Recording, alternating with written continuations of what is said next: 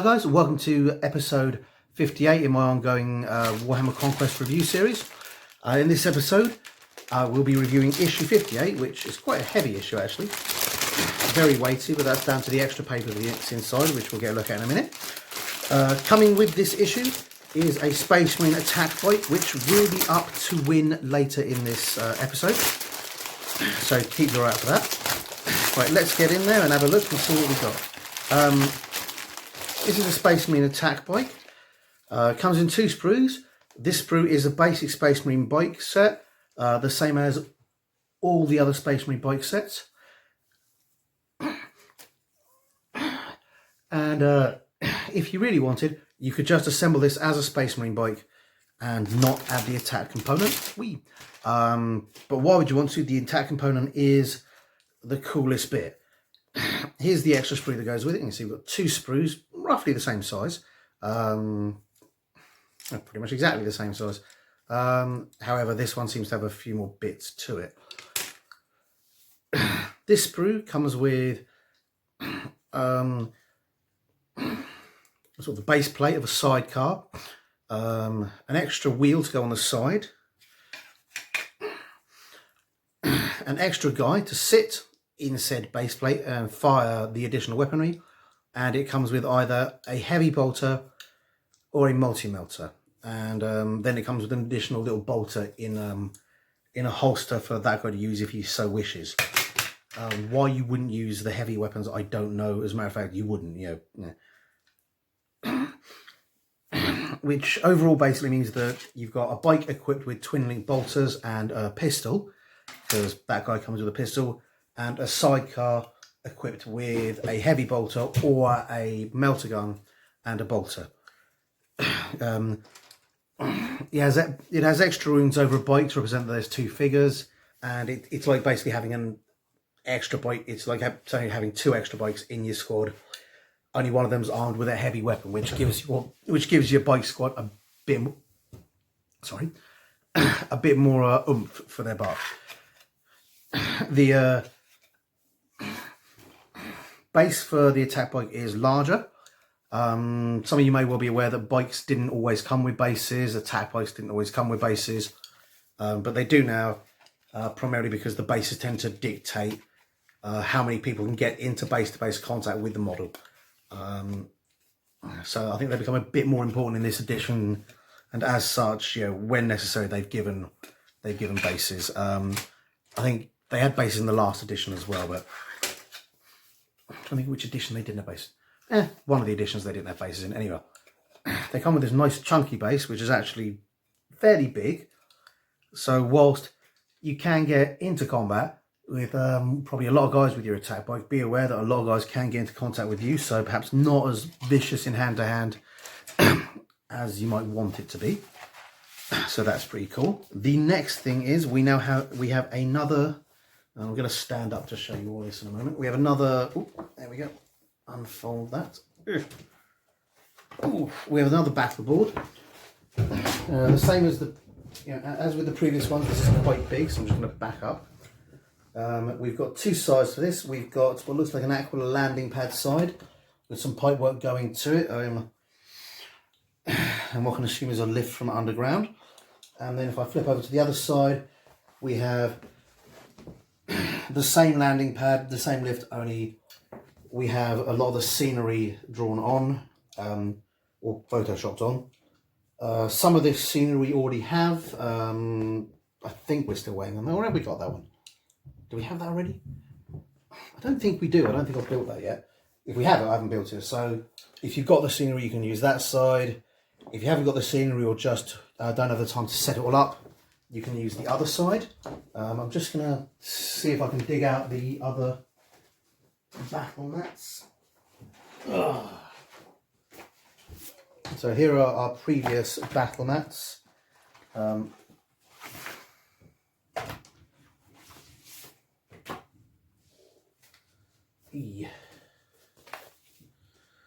back to the beginning. And as you can see, this battle mat, and this battle mat match up in size, so they will all work together which means you've now got pretty much a whole table's worth of battle mats if you so chose. I'm just going to measure it.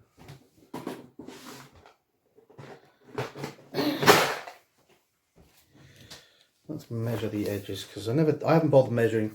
Here I am. I haven't bothered measuring the edges of these previously, so I'm just going to see how big they actually are. So I suspect they are a little shorter than 2 feet.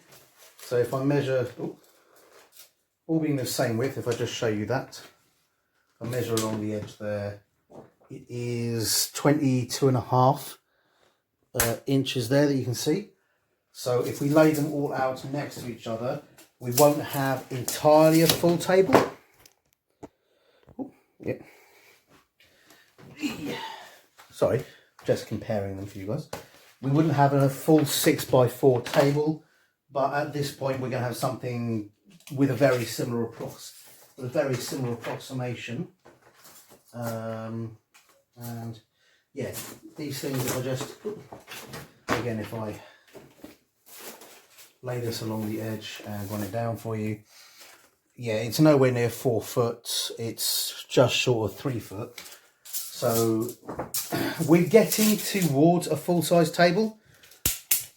Okay, we're getting towards a full-size table with all these battle mats, but they're substantially thinner, you know, width-wise, and they're a little bit shorter.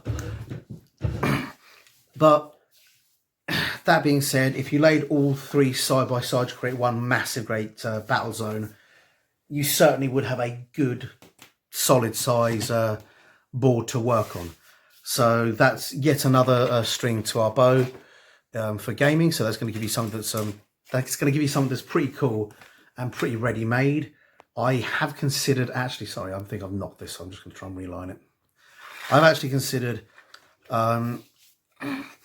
getting a table or a board, you know, such as that wooden board. I'm going to do something with that, I don't know what, and just kind of trying to lay them out as a full-size board. However, I'm not sure where I'd keep it if I did, you know. So you could create sort of something more long-lasting by picking the side you want to stick with, probably the side without the scenery, laying it down and gluing it down solidly. But the downside of that is you wouldn't be able to rearrange in any order, so you might be limited in the order. Yeah, you might not be able to fulfill the missions. But that's pretty cool. We've got 3 different small sceneries and a large combination of doubled up boards, and then you can actually stick them together in 1, 2, 3 or 4 different orders as well to create yourself some fairly interchangeable and fairly cool boards, which as I say, the modularity and interchangeability of those boards gives them a lot of replayability. If you are concerned about their longevity, because they are cardboard and they do crease and fold and that, yeah, if you head down to places like Staples, if there's still one around you, or Office Depot, this is still wonky. Sorry guys, I've knocked this and I'm just trying to straighten up. Yeah, or Office Depot, or one of the many places like that, they often have industrial sized laminators. So you can, in theory, get the whole thing laminated and then it'll last for years. Cost you a bomb though. But anyway, let's dive into the issue and see what we've got. Actually, first page, you look at the front cover first. Here we have a nice picture of the attack bike here. This one's armed with a bolter. You can see the 3 other bikes behind it. That gives you a 4-man squad with quite a few hit points there. And that gives you a fair and solid amount of survivability with with things like the attack bike squad, the assault squads, where they're more expensive and you get less troops, is something you generally have to consider. You know, whether or not their overall wound count is going to give you enough guys to actually get in there, and then once you're in there, are you still going to have enough guys to do the job you want them to do? Particularly with fast moving units like the bikes, like the jump packs, like the land speeders, because they may well be operating by themselves. Do you have the numbers to justify sending them out by themselves where they're going to get hit by everything? or do you need to consider keeping them back and using them in a kind of Roman reserve style where they come in and support where needed? So yeah, worth considering with attack bikes certainly, and worth considering with bikes and any fast moving troops in general. Standard internal cover thing. Last episode I looked at this and read some of the bits and pieces, and I pointed out that you could apply to Partworks or request back issues from Partworks. It has been pointed out to me by somebody who has tried that on the comments, that they do sell out fairly quickly and they're not an entirely reliable resource for that. So possibly don't rely on that. I do know that some of the friendly local gaming shops that do that only have to send back their barcodes when they're done. So they may still have the actual hard copies of the magazines and the stuff that comes with it lying around. And whilst they cannot just give that away, they can sell that and then they may be able to sell that to you and then retroactively advise GW that they sold a copy they didn't realise what they were going to sell. So again, it might be worth inquiring. But that being said, even if they have them lying around, they might not be able to sell them. It would really depend on how the contract with GW is written. It can be quite tricky when dealing with your suppliers. Once you've sent back the barcode and reclaimed the refund, usually you have to destroy the magazine. And if you haven't and somebody then wants to buy it, I don't know whether you're allowed to or not, or whether you just say, nope, no money, you cannot have it, and then wreck everything. I do know some of the friendly local gaming stores are keeping the scenery and using the models for demo things, which I believe they're allowed to do. But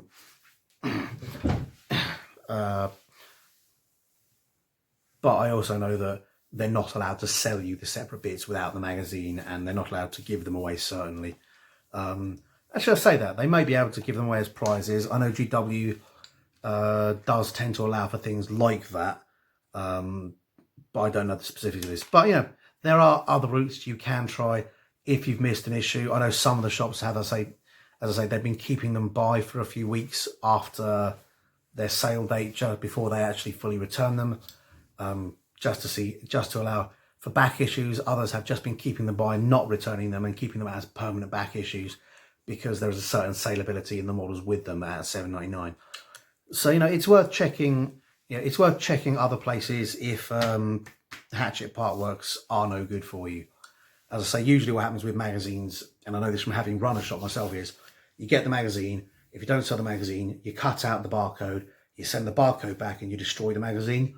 Now, the reason they do that is because it costs money to send magazines, and they don't, even GW doesn't expect you to foot the bill for actually sending back a massive great box of White Dwarfs or Warhammer Conquests. They're happy provided that you don't sell them to write them off most of the time. So yeah, with that in mind, as I say, it may be worth approaching things like, have you got a back copy? And even if they've claimed the refund for it, they may be able to turn around and unclaim that refund and get you the back copy. I don't know. Ask your individual shop. They'll know what the contract with GW says. As I'm not running a shop currently, I don't know what the specifics on that one are. But yeah. But yeah, as I say, I would advise that Partworks are not 100% reliable. Once they sell out, they sell out. And that's actually perfectly understandable. That happens with most Partwork things.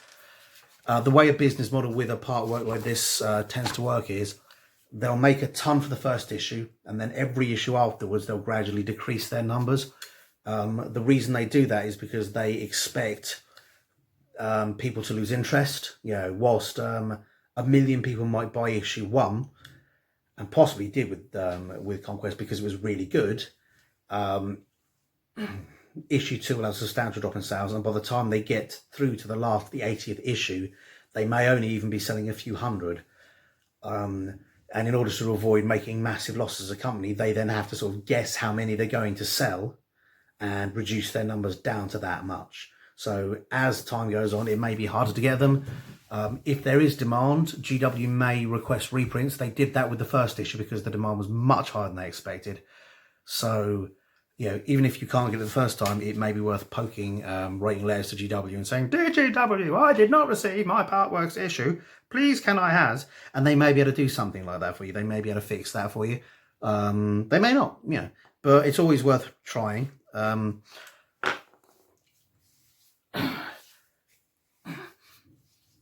as I say, I imagine that these things are going to get harder to get as we get towards the end run. I hope that I'll be able to continue this series and I won't run out, but you know, it is not down to me. We have some really old art for this biker. It looks really cool. It's not the oldest of art, but you can tell it's quite old just because of the weird head styles. A lot of people gave their own kind of odd interpretations to helmets in some of these, or like earlier to mid-range, like third egg artwork. I don't know why that is. A lot of the artwork for the third egg stuff, for the older stuff, was weird and the scales weren't quite right. And you know, arms would bend at funny angles, things wouldn't be, you know, and in this case you can see the helmet is very round and smooth there. Still looks cool though, and that's really all you need. Basically goes into the attack bike here. We're seeing the familiar kind of full bar system. I'm not sure how accurate it is, but you know, it looks cool. It basically covers the fact that it's got 2 Space Marines, twin bolt guns, and multi-melter / heavy bolter. It has a supercharged engine, which are 2 words which mean things. They definitely mean things, but nothing actually specific. 1.2 tons unladen, which is blooming heavy for a motorbike, but frankly, these things are massive. Reinforced tyres and known patterns 1 through 12. So there are 12 different variants. I don't know what those variants are, but there are 12 of them. A bit like Heinz variety. It says 57 varieties. You're like, well, what are the other varieties? I only see Heinz baked beans. Goes on to a nice brief description of the attack bike there. Similar to normal Space Marine bike, with the addition of having the only addition being a sidecar with a mounted weapon attached. Despite these modifications, attack bikes are still able to outpace all but the swiftest of enemy vehicles thanks to their powerful engines. I think that's why they use the word supercharged engine, to explain why a bike carrying a lot more weight is moving at exactly the same speed as its unsidecar brethren. In battle, the Space Marine driving the attack bike has access to the same twin bolter weapon platform as the standard Space Marine bike. In addition to this potent weapon,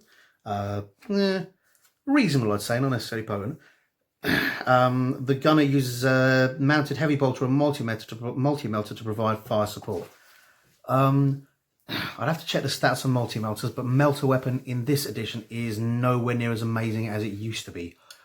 Putting multi-melters on bikes used to be a really useful thing to do, particularly if you were going up against things like Imperial Guard players, because with all the speed and that, it allowed you to alpha strike, get a multi-melter right in there and rip a tank to pieces.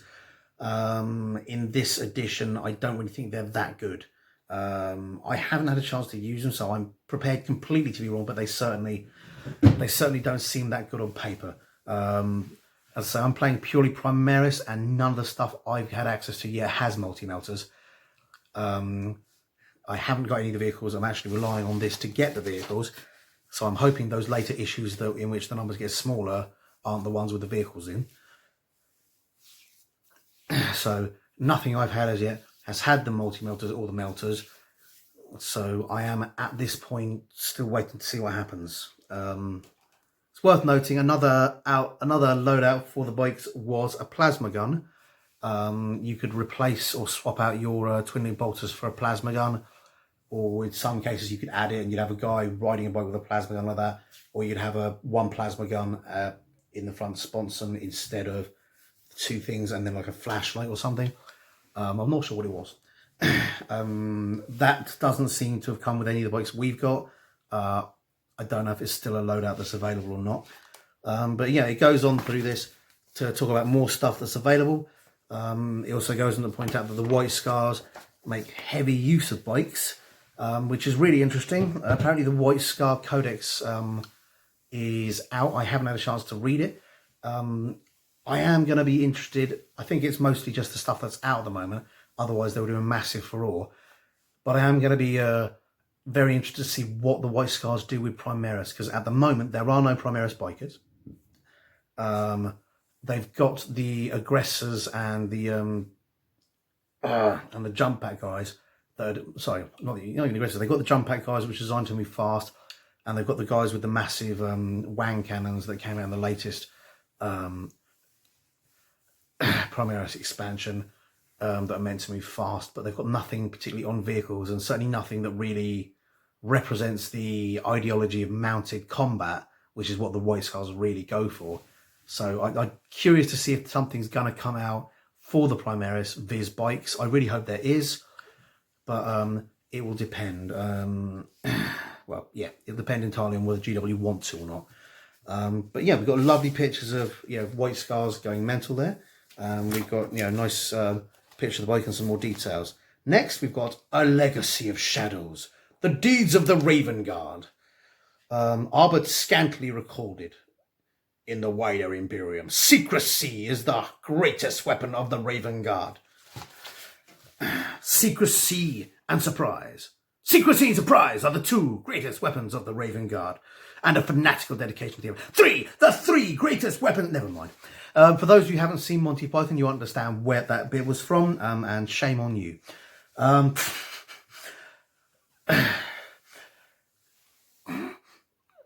I said before, I really do like the Raven Guard. I like the jet black colour scheme. I like the little white raven. I like the incredibly emo nature of the Raven Guard. And I think the new emo haircut heads that are in the latest Raven Guard Primaris upgrade are just amazing. To a certain extent, it makes me laugh because it does really look, and I've probably said this before, like My Chemical Romance to become Primaris. But on the other hand, it looks really cool. It's really amazing. For those of you who haven't seen it, it looks like My Chemical Romance's haircut. For those of you who aren't familiar with My Chemical Romance, if you remember the Tobey Maguire Spider-Man, the third one, where he gets the symbiote and starts finger gunning down the road and looks completely ridiculous, it's that haircut. It's an odd haircut, but frankly, it's a really cool haircut, and it's nice to see that kind of thing, particularly as they are quite popular these days, and the anime haircuts are quite popular. I'm hoping it's going to resonate with some of the younger players and make them want to play, but frankly, it's just very unique and cool. And yes, it's a bit silly, but I still think they're brilliant. I think everybody should have ridiculous haircuts. I want Space Marines to get more top knots and ridiculous haircuts. I want Space Wolves to move away from these weird big haircuts and just be completely top knots and Ragnar Lothbrokes. Anyway, it's a history of the Raven Guard here, and it's another one of the timeline style histories that they've been putting out for the Marines. We've got a title of the Scouring of Lysithea, and then a short blurb, Raven's Fall, a short blurb, and again, the Massacre at Istvan. Lots of bits, lots of short blurbs, giving you an idea of some cool things that happen throughout the Raven Guard's esteemed history, and bringing them hopefully up to date. Up to this time period.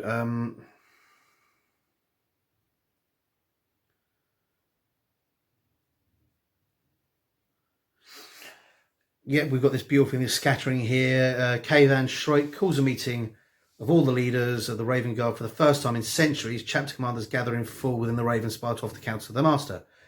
Ironically, they assemble only to learn that they are to be scattered across the Imperium from Segmentae Sanctus to the darkest regions of the Imperium Nihilus. Each shadow captain receives his own secret orders and sets out with grim determination towards a goal known only to the chapter master Shrike himself. And if it's not to bring back Corvus, then I don't know what they're doing. It better be. There's a lot of rumours that Corvus Corax is going to be the next Primaris back, but then again, there are a lot of rumours that it's going to be Russ. There are a lot of rumours that it's going to be the Lion. There are a lot of rumours that it's going to be Horus. There are a lot of rumours that it's going to be Mr. Ping, the Magic Pixie. You think of it, there's a rumour that it's going to be brought in there. It happens next. I don't think GW are in a rush to move the plot forward again so quickly. I think they're going to be bringing out things like the Adeptus Sororitas. I think they're going to be moving the plot, bringing other guys forward into the plot before they run away into the future with it again. It seems like it would be a good idea for them to let the dust settle before smashing things again, but I've no doubt that it won't be too long before we see the next Primarch and before we see a whole change in stuff again. And again, I have no idea who that is. I really want it to be Russ. Some of my friends really want it to be the Lion. Others think that somehow we should bring back Rogel Dawn. And there is stuff to, in theory, bring back Rogel Dawn. If you read the novels, he got broke down into 3 parts and scattered, and it's almost like somebody planned to reassemble him at some point. Although, where they would get the Soul Spear from, because in theory, the Imperial Fists have his bones, which was supposed to be apart from one hand. The Crimson Fists have his blood, and the Soul Drinkers have his soul in the Soul Spear. But that might not be the case, and the Soul Drinkers might have gone a little Chaos Renegade by accident. They kind of just sauntered downwards. And despite the fact that one of them grew massive spider legs, still didn't figure out that they'd gone over to Chaos until Zench went, "Ha, surprise, bitches," and they went, "Oh." There's some people that reckon Sanguinus needs to come back. So, it'll be interesting to see who happens there. But next page, and I really do like the fact that they're including the alien race in this. We've got the Tau Empire, and we've got a brief explanation of who the Tau are, where they're located, and what they do. The Tau Empire is actually really small, to the point where if the Imperium focused enough of its might on it, they could probably wipe out the Tau. But the Tau are A, very intelligent, B, have managed to direct the Imperium elsewhere, C, are much more potent than we think because they've got a lot of growing tech the Imperium doesn't, and D, just aren't that big of a worry to the Imperium just yet. They're surviving down to the fact that a lot of other people are a lot more problematic. They're not a big priority, which again is kind of based on the Japanese ideology. During World War II, the Japanese initial plan was strike fast, grab everything they needed, and just hold it till the end of the war in the hopes that everyone else would be a higher priority and they'd kind of be allowed to get away with it. It wasn't until they overreached, because they did really well to begin with, and they started getting instructions to keep going and keep taking, until they made themselves a big enough problem that America had to deal with them, that they got smacked. Basically. And ironically, the generals knew this and they advised against this, but it was the will of the emperor at the time. Or at least this is what I've been told about history. Maybe that's not true. But certainly this seems to be the same ideology that the Tau are working on. They are very much based in some pseudo-Japanese culture. As you can see also, the Tau suits are very much based with manga. As I say, a lot of people didn't like the Tau when they first came out because they felt the manga aesthetic didn't fit in the 40k universe. It had a certain grim darkness and it had a certain universal look to it, and the Tau weren't really part of that look. But at the same time, it's an alien universe. Some things are supposed to be weird and alien. They're supposed to look utterly foreign. And as we progressed, a lot of the other factions have gotten weirder and more foreign. The Necrons have gone kind of Egyptian. The Tyranids have gotten bigger and weirder looking. So I think it's all kind of balanced out. So Tau initially got a bit of dislike because of that, but frankly, I thought they looked great. I thought they looked weird, but they looked great. It was one of those things of like, they didn't seem to fit with the aesthetic, but I don't think that mattered. And at the time, I think they were very much grabbing the anime buck, and the manga buck, which is coming over from Japan, which was a solid financial idea. There's been I think there was some dislike in the last edition because the Tau gun line was considered a very boring thing to play against. It didn't move. But then again, I always found Imperial Guard a lot of Imperial Guard players who played the heavy infantry armies did that as well. So I never understood why the Tau got particularly singled out for hate. And as I said in the previous episode, Tau they're a cool force. They're fun to play with. I found them fun to play against. And if you're playing against a Tau player, Don't be an arsehole. They're in there to have fun with the game as well as just as much as you are. And if they're not there to have fun with the game, if anybody you play isn't there to have fun and is just there to ruin your day and be a dick, don't play them. Literally, first rule of gaming is you're there to have fun. If the guy on the other side of the table doesn't agree with that, isn't there to have fun with you, and it's up to you what fun is. If you want to play a hyper competitive game where you min-max everything and you're looking to have it be the most tactically challenging game, winning is really what you want to do. As long as the other guy on the other side of the table is up for that and will enjoy that with you, fantastic. If you want to play silly, you want to play to fluff, you want to play, or you want to play more ridiculous, fun stuff, again, as long as the other guy on the other side of the table is going to enjoy that, fantastic. But that is what it is all about, fun. There is never a reason to actually go around pushing hate on other players. And if you do that, you're a dick.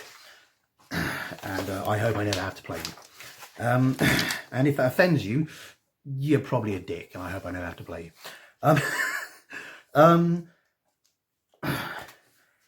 And if you think the not thing may describe you and you don't like that, then change. Work it out. Talk to the other guy. The most important guy in any game is the guy on the other side of the table. He's more important than you, because without him, you haven't got a game. And if all you do is piss him off, and if all you do is get no games, really, what's the point? You then end up having to spend hundreds of pounds to travel to tournaments, and even then, you might not even be winning. So, talk to the other guy on the other side of the table. Value your opponent. He's the guy you're trying to beat in the game, but he's your friend outside of it. Can't stress that enough, guys. The whole point of this is shits and giggles. It's fun. If you're not having fun, why the hell are you playing? And if the people you're playing are stopping you having fun, play someone else. In gaming, just like life, you've not got enough time for toxic. You're not got enough time for toxic people, toxic players.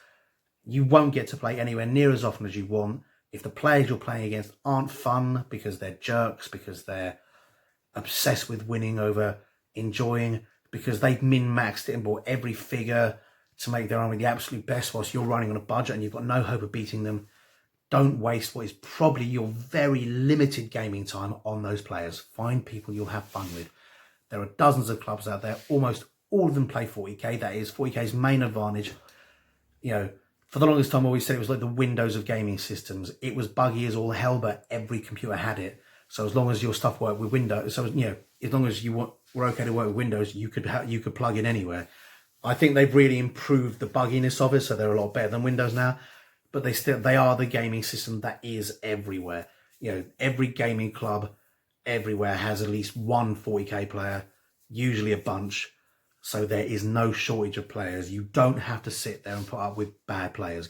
Go somewhere else, find another club, find better players. And if you're a bad player, if you are the bad player, or you suspect you are, talk to what you're doing wrong and change it. Get new ideas, play differently, play a way that you enjoy. Find the enjoyment of the game, because that is your ultimate victory condition, is to walk away going, I had fun, and hopefully the other guy did too. Anything else is, frankly, a distraction. We've got random stuff there. So we've got some beautiful descriptions of the Tau there, fantastic artwork, some more descriptions, and some more older Tau artwork there. You've got some of the symbols of the Tau Seps. They all fit within these cool circles, which I think are really cool. Some pictures of the Tau there without their armor on. Very much sort of reminiscent of these sort of Roswell grey aliens, only a bit more human and a bit more cool. We've got some fantastic pictures there of the Tau, also of their allies. The Tau work with a few other races equally. That they treat as equals. They work with any other race, but the rumor has it that whenever a Tau brings a race into the Tau Empire, the native race's fertility rates drop through the floor, and the Tau move in and they just breed them out. Humans turn up. They turn up on a human. They say, "Come in." They treat the humans great. They treat them wonderfully. They treat them as equals. But all of a sudden, the human breeding rate drops. And apparently they've done it with others. Secret space communists. But there are a couple of races. that the Tau work with, that apparently they don't do that to them. They actually do work with his equals. The Vespids are one of them, because Tau don't have sort of air troops, and the Vespids are kind of like an insectile troop. And the Kroots are a primitive race that they came across early on, and again apparently they work with the Kroot as fairly equals, so that's fairly cool. It is possible to build exclusively non-Tau armies, I'm advised. I'm also advised they're not amazingly competitive, but they are fun to play. So a Vespid Kroot army apparently is something you can do, and you can also build armies without any Vespids or Kroots, but they do give a little bit of extra flavour there, so that's pretty cool. We've got some nice pictures there. Again, you can see that they've got quite a solid manga aesthetic, and you can see that yeah, it's all pretty cool. It's all pretty nifty. You've got some of the swordfish type things. They've also got a bit of a Halo aesthetic. If you look at those guys and some of the smaller vehicles they get, they kind of have a bit of that kind of Master Chief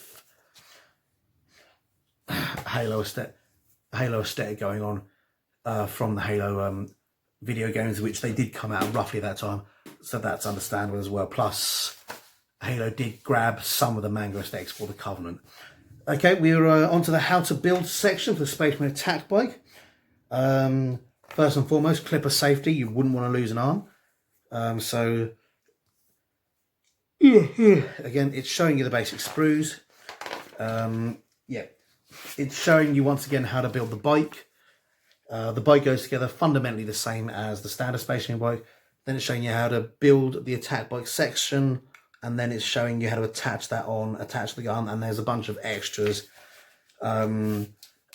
which you don't have to add, but to be honest, the few bits and pieces do seem to bulk out the bike and make it look a bit cooler. Like there's an extra ammo box there, there's an extra fuel / ammo hopper there, and his gun goes to the side. And it makes, to be honest, I tried building them with and without, and I think actually adding those few bits makes the attack bike look a tiny bit bulkier, which kind of makes it feel a bit like it's got a bit more oomph. And then we're on to the paint section. It's going through the paints you're going to need. As we can see, the paint sections here are getting more complex and more convoluted as you get more paints and as they're using all the techniques they taught you so far, which is cool. So they're adding all those bits in. So they're going through how to do all the basics, and then how to add the washes and some of the dry brushing, and how to get some cool effects there on the multi-melter if you choose to use it. Having built attack bikes before, I really advise it with the weapon. Think what you want it to do and what you want it, what you want it to do and what its role in the battlefield is going to be for you. If you're going to be using it, and the attack bikes to harangue infantry, go with a bolter.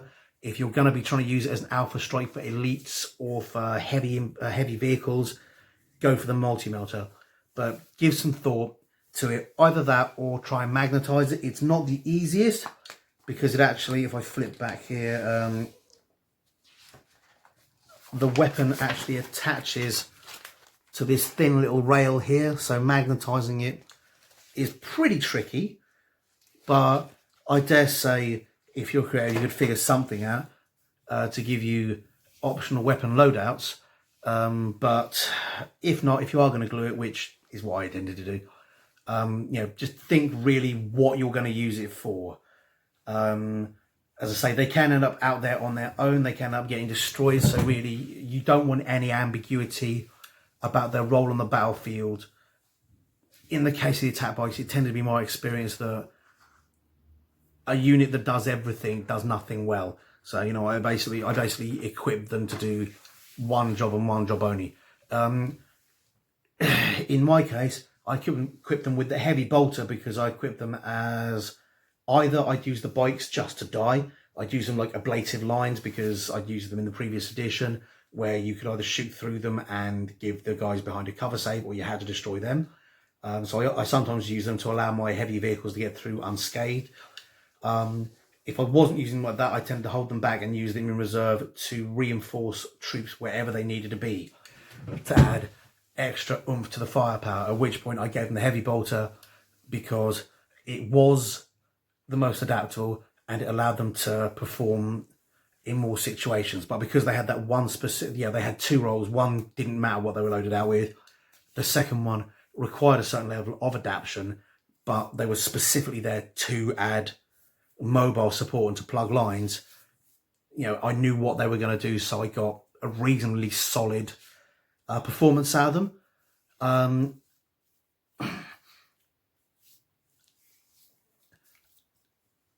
They can be very fragile just because they've got with your attack by squadron, you don't have huge numbers, and they are quite heavy points wise because of all the things they can do, and because of their speed. So you need to sort of think, what do I want these guys to do, and can I get them to do it before they get blown off the table? But anyway, we're moving on to the mission now. We've got vehicular assault, which is pretty cool.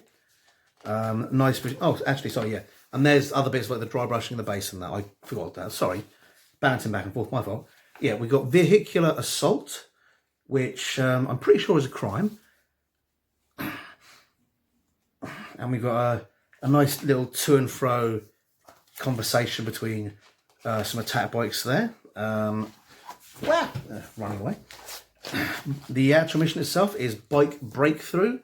Space Marine forces must capture a road out of Kylon, clearing that route out of the city, as well as taking the Death Guard motorpool located nearby. The troops for this one are 3 command points each. On the Death Guard, we have a Lord of Contagion, a Tainted Cohort, 7 Plague Marines, a Chaos Rhino, and my Fetid Blight Hauler and a Fetid Bloat Drone. So some basic Marines and every vehicle they've got so far. For the Space Marines, you've got a Primaris Captain, 10 Intercessors, Bike Squad, Land Speeder, and Redemption Dreadnought. So you're really looking at a vehicle off on this one. And the idea is you capture the road and destroy the Death Guard. If you control both objectives, they will have escape route with which to evacuate injured and wounded and prevent pursuit. The victory conditions are: eliminate the enemy warlord, 1 victory point. First player to eliminate an enemy unit, 1 victory point. Each enemy vehicle eliminated, 1 victory point. And I am not sure if they intend that to include the bike squad or the individual bikes, because otherwise you've got 1, 2, 3 potential vehicles to be eliminated for the Plague Marines and the Land Speeder, the Redemption Dreadnought, and 1, 2, 3, 4 bikes. So 6 for the Space Marines. Methinks that might be intended to mean vehicles as in a unit of vehicles. So, the biker unit, the Land Speeder, and the Redemptor. Certainly, I check the wounds totals and see how that works. I mean, otherwise, you just have the possibility of outstripping your opponent because the bike unit will have 4 vehicles in if you've been collecting it. If you just do it with these things, you're going to have 3 bikes and an attack bike, and then 2 extra vehicles in the Dreadnought and the Land Speeder. So yeah, a bit confusing there. And as I say, Chaos Rhino, my Fetid Blight Hauler, Fetid Bloat Drone just gives you 3. It might be worth experimenting, seeing how many hit points. It might just be that there are so many extra hit points on the bikes that you need those extra points to make it worthwhile. But I suspect you're going to want to consider the biker unit 1 vehicle in and of itself rather than 4 vehicles.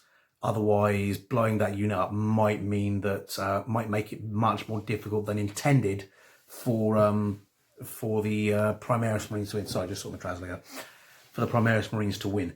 Back onto that, what else have we got? We have each objective control 2 points, and the game lasts for 5 battle rounds. So you've got 2 objectives, so that's 4 points in total.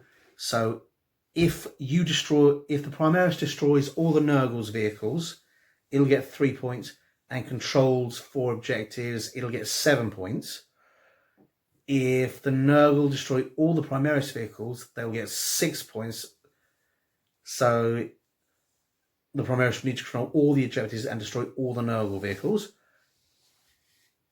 If, as often happens, one hot side each holds an objective point and they both destroy all of each other's vehicles, the Nurgle side will win by a landslide, because they'll have 8 points, whereas the Primaris will only have 5.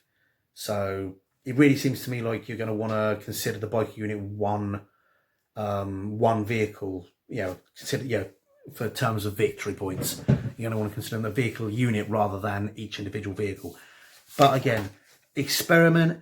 If it turns out that the Space Marines have such an advantage that you need to be able to kill extra biker units, let me know in the comments. Here we have the stats for the attack bike. As always, blank back, so you can put it in with the rest of your rule system. The rest of your unit stat in your rules section of your collection. I'm going to go through it. We've got a movement of 14 inches, so just as fast. Weapon skill 3+, ballistic skill 3+. Strength 4, which is strong. Toughness 5, which is additional +1 toughness, which you get with bikes. So that's useful. It will help them survive a little bit, but not overly much if your enemy's got heavy hitters. Wounds 4. Your standard bike having 2 wounds. This represents the fact that you've got a bike, you've got a Marine on the bike and you've got a Marine in the sidecar. So it's twice the vehicle, twice the hit points. Attacks 2. And again, this kind of represents the fact you've got 1 attack from your basic Marine and 1 attack from the guy in the sidecar. However, any attacks gained on charging aren't going to double either. This unit contains 1 attack bike. It is equipped with twin bolt guns and heavy bolter and is crewed by 2 Space Marines armed with bolt pistols, crack grenades and frag grenades.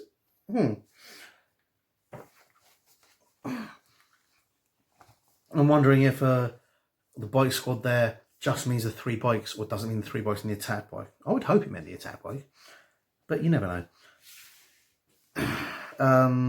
Weapons: bolt pistol 12 inches, pistol 1 with strength 4, AP 0 and 1 damage. A heavy bolter, which is 36 inches, which is good. Heavy 3, which is solid. Strength 5, which is solid. AP -1 and damage 1, so you're capable of doing 3 damage. It's not a Marine killer, but it will take out most armored guys. And yeah, for things like cultists and that, it's ideal because it's going to be easier to kill them because they're strength 5 and they're not going to get any armor save. It's also ideal for things like tyrannies and that, where you've got higher strength guys but you've got higher toughness guys with no armor, and that strength 5 will help you counter the Death Guard's additional toughness. So all things worth considering there. The multi-melter, heavy 1, strength 8, which is fantastic. AP -4, which is amazing, and damage D6. So capable of either doing 1 point of damage or 6 points of damage. So it really is worth considering. If the target is within half range of the weapon, roll 2 dice when inflicting damage with it and discard the lowest. So with that D6 damage, you're more likely to do above average damage, which is cool. Still not entirely sure it's as good as the double strength F vehicles up weapon that melters used to be in the previous edition, but yeah, correct me if I'm wrong, guys. We've got the twin bolts gun, which has 24 inches, rapid fire 2. So it's worth noting that the multi-melter and the heavy bolter will both be able to fire with your bolt guns when you get to that 24 inches. That's pretty cool. It's also worth noting that as they're mounted on vehicles and as it's just 1 gun, you can get away with firing them. It's pretty nifty. It gives you a very mobile heavy weapons platform. Warrior options: the attack bike may replace its heavy bolts with a multi-melter. And for abilities, they shall know no fear, which we know. Codex Discipline, which we know. And Turbo Boost: when the unit advances, add 6 to its move characteristics for that movement phase instead of rolling a dice. So again, we're talking a 20-inch movement range if you choose to advance instead of fire. So that is really nothing to be shrugged at. You can get a lot of firepower where it's needed very quickly, and then shoot off the next turn. It's all about ensuring survivability of that unit to make sure that they then have the capability of doing that damage. What else have we got? Faction keywords: Imperium, Adeptus Astartes and Ultramarines, which is fairly good. Keywords: Biker, Attack, Bike Squad. So all those standard keywords, and again, obviously you can replace Ultramarines with the appropriate faction keyword for your chapter. That's totally something that can be done, meaning that they're a fairly universal unit and pretty much used to anybody who isn't playing Primaris. That being said, I am playing Primaris, and I'm not mixing and matching just because I want to move on to new Primaris. It limits my spending by stopping me buying everything, and to be honest, I think the scale and aesthetic on Primaris is just fantastic, and I kind of think the old Marines start to look a bit poor by comparison. So comment on the bottom of this video to be in with a chance of winning this. Next week I will roll a dice and randomly select a winner, and they will get an attack bike sent to them. I hope you guys enjoyed this video, and I will see you guys next week. Before I go, quick apology for this video being a little late.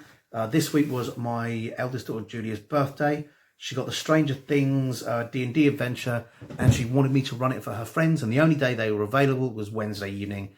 So this is coming out on Thursday evening rather than Wednesday evening, a day late, because I love my children and would gladly kill you all just to see a smile on their face, which is what it means to be a dad. So sorry about the latest, guys, and hope you can forgive me on this one. And I will see you next week for issue 59. Really racking up these issues. So issue 59, that means issue 58, so they said 82, so only 24 issues to go. Only 24 weeks. So we'll see how that rolls. See you guys, bye. Hi guys, hope you enjoyed that video, and if you did, remember to like and subscribe to my channel. I'm also on Facebook and Twitter. Not sure why, but I am. So if you like it, see me there, and please tell your friends. Thanks very much. Bye.